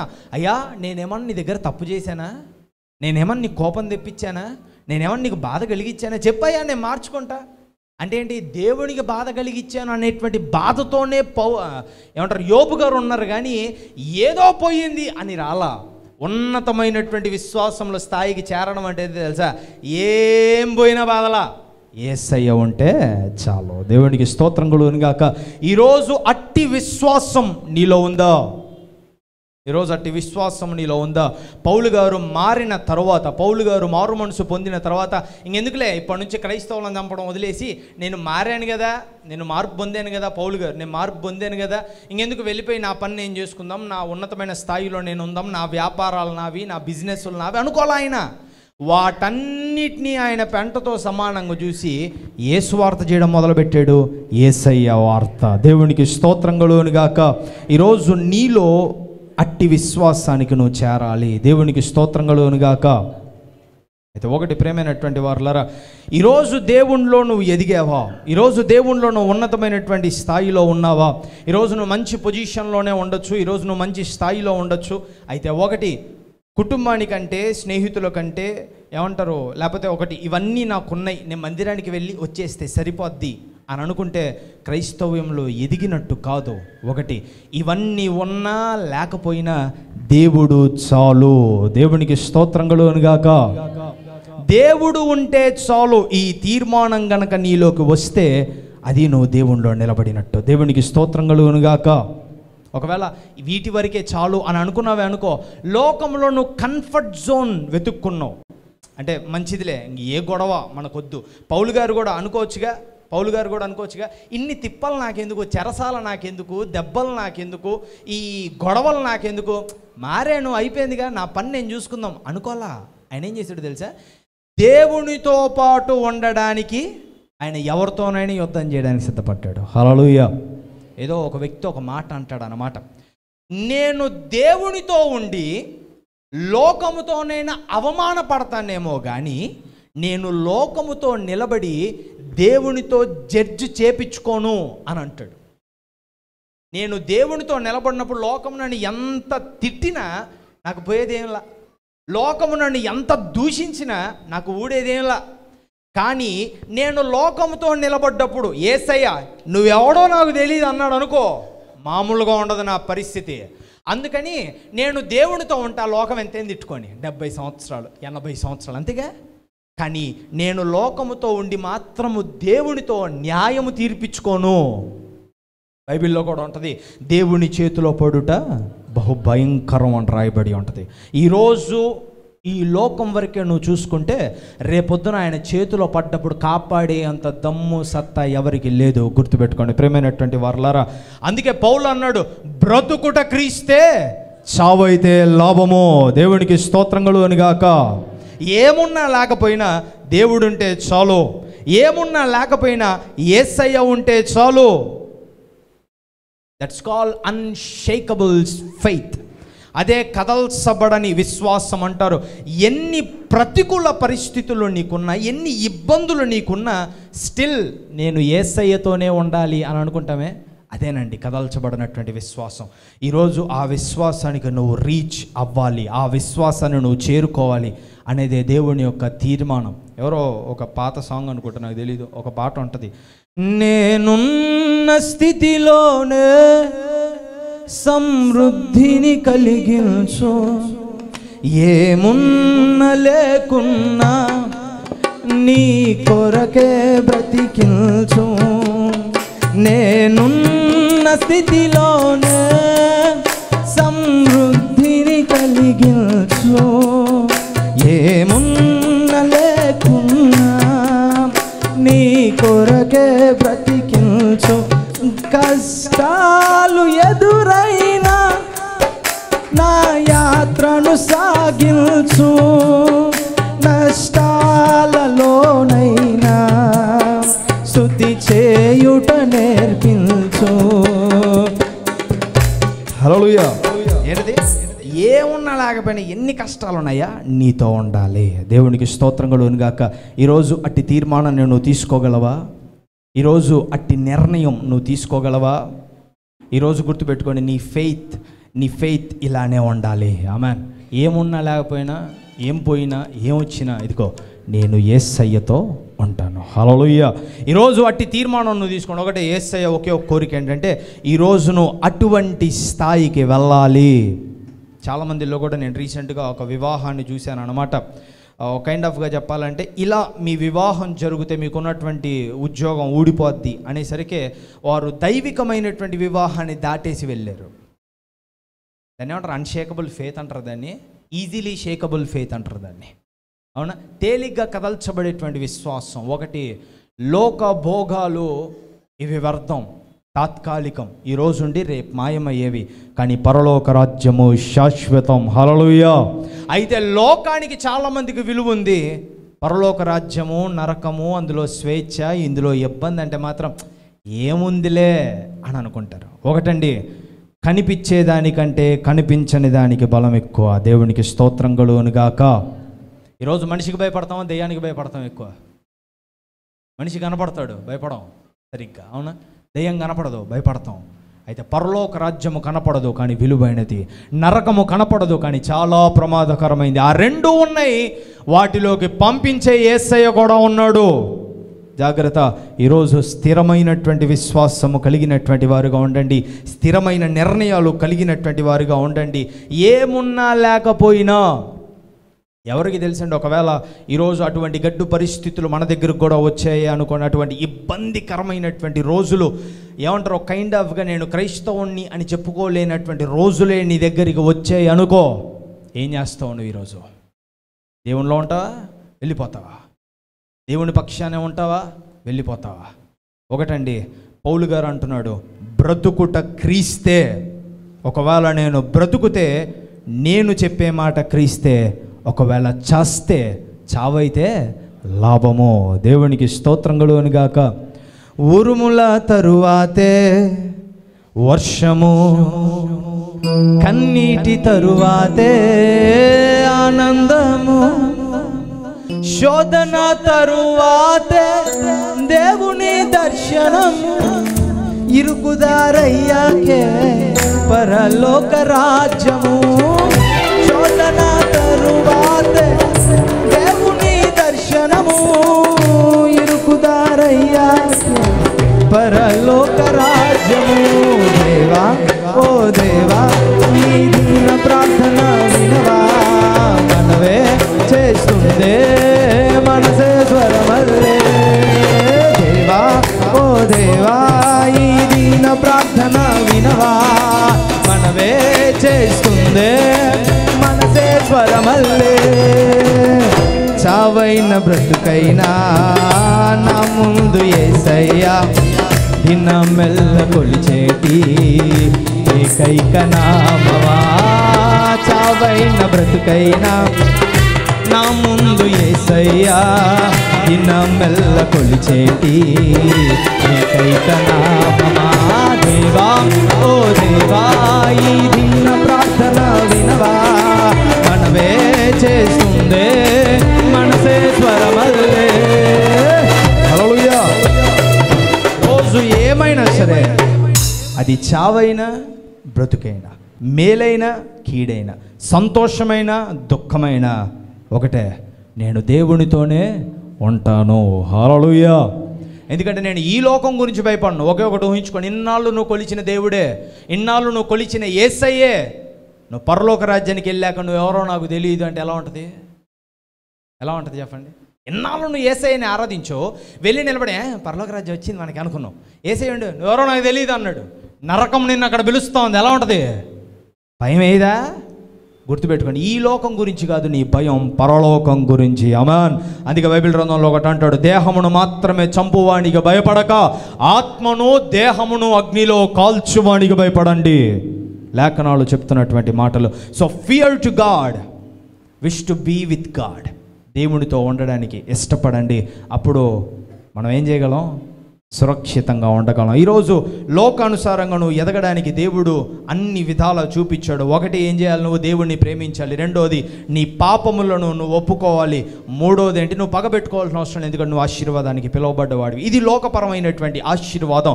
అయితే దైవికంగా నువ్వు ఎదగాలంటున్నాడు. దైవికంగా ఎదగాలంటే నువ్వు చేయాల్సినటువంటి 3 విషయాలు ఏంటది?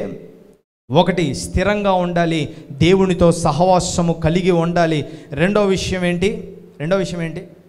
నీ విశ్వాసము నీ వరకే కాదు, ఇతరులకు కూడా దేవుని బలాన్ని, దేవుని గొప్పతనాన్ని తెలిపేలాగా ఉండాలి.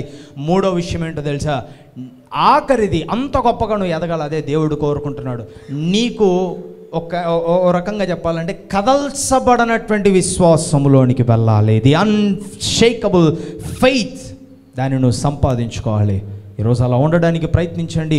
దేవుని యొక్క గొప్ప దీవెనలు, ఆశీర్వాదాలను మనం సంపాదించుకుంటాం. ఇది ఒకసారి దేవునికి మనం బిగ్గరగా చెప్తాం. హల్లెలూయా, హల్లెలూయా.